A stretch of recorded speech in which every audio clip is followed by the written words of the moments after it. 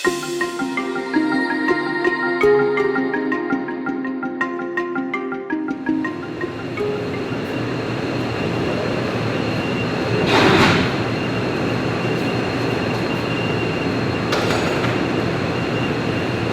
guys, uphilane lona ngisebenza Baragwanath Hospital. Siyacela kakhulu especially kubantu ngaphandle la elokishini si-experience many challenges esibhedlela esigcina sibhekana nawo. Njengoba nginabona nje bengena emafrijini, so si-experience inkinga yokuthi sometimes sigcina amafriji sewagcwele singasakhoni ukuthi abantu bethu asebeyithulela abantu bephinde ngokuthula sebabeka kuphi. Siyacela guys, sizameni ukuthi sisanitize izandla ngaso sonke isikhathi esisitholayo. Izandla zathi bafike siziwashe with the soap or anything ongakhona ukuthi ugeza ngayo izandla. Siyacela guys, siyazi ukuthi elokishini kubuhlungu phela ukuthi uhlale elokishini ungenzi lutho ungaphumi, but sicela uphume only if necessary guys. Siyacela please, siyacela kakhulu guys ukuthi sihlonipheni umthetho kahulumeni ukuze sikwazi ukuphila singancwabi ihlobo zethu ngokungafanele just because of sihluleke ukulalela.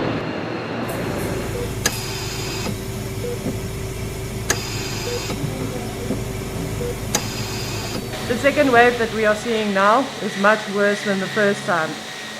Our workload has increased significantly. We are struggling to find beds for patients, and we have very, very sick patients. This COVID that is affecting the people now is no longer limited to age 60 as we were told before. It's no longer depending on comorbidities like hypertension, diabetes, asthma and epilepsy.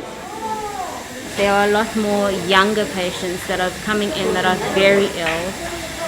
The last thing that we've noticed is that patients are coming in more critically ill, requiring a lot more intervention, requiring a lot more resuscitation as the first point of call. In this ward, we have the bed capacity of 37 beds, but because of the shortage of staff, we cannot take up to that number of patients. We are only allowed to take up to 8 to 10 ICU patients. We are overwhelmed, we are overworked. We've got lots of patients now who are demanding high quality patient care. And with the resources that we are having, we are not able to pull through.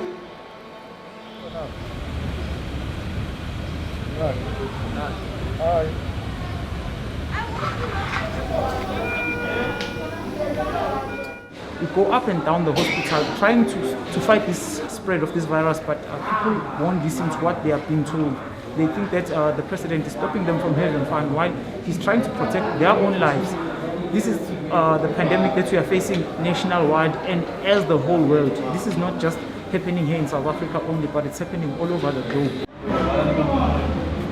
I-trauma ne-medical besisihlangane kenze umsebenzi ubamningi soba occupied ngomsebenzi ngapha manje into zokusebenza manje sijika sesishoda manje i-community manje mayifika lapha manje ke hey sekuyaliwa manje ngokuthi manje thina sifuna ukunceda into ezinjalo manje inkinga hey ndisishuma ucleaner ndiba ndikachimo cha dangerous ngamanda ngori arali vhathu vanganda vachida vasongo dzi protector ubva mahayani vachida fano zviva zvika danger na kha nne ndiri phanḓa because arali vha ḓa na vhulwadze vhubva nnḓa u swika fhano vha tshi shela nne ndi a kona u balelwa u ḓi tsireledza kha vhalwadze mara ndi tshi dzhena nga ngomu na nne ndi funa u make sure uri ndi a dzi protector ndi kone u tsireledza mulwadze ola a ri nga ngomu uri na ene a sa kone u lwala kana a sa kone uri vhulwadze hawe vhu pfhukhele kha nne ndi funa u shuma nga nḓila dzoṱhe uri ri thivhele vhulwadze uri vhu sa ḓale vhu fhungudzeye kana vhu fhele.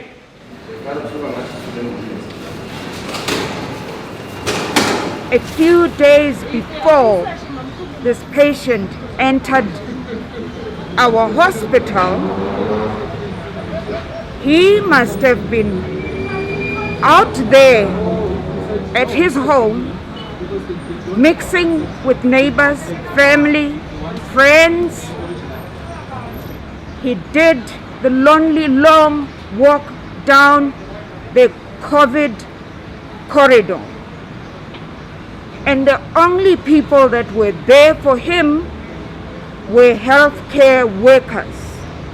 And if we do not protect them by interrupting the spread of COVID, we will not have anybody to accompany us on that long walk along the COVID journey.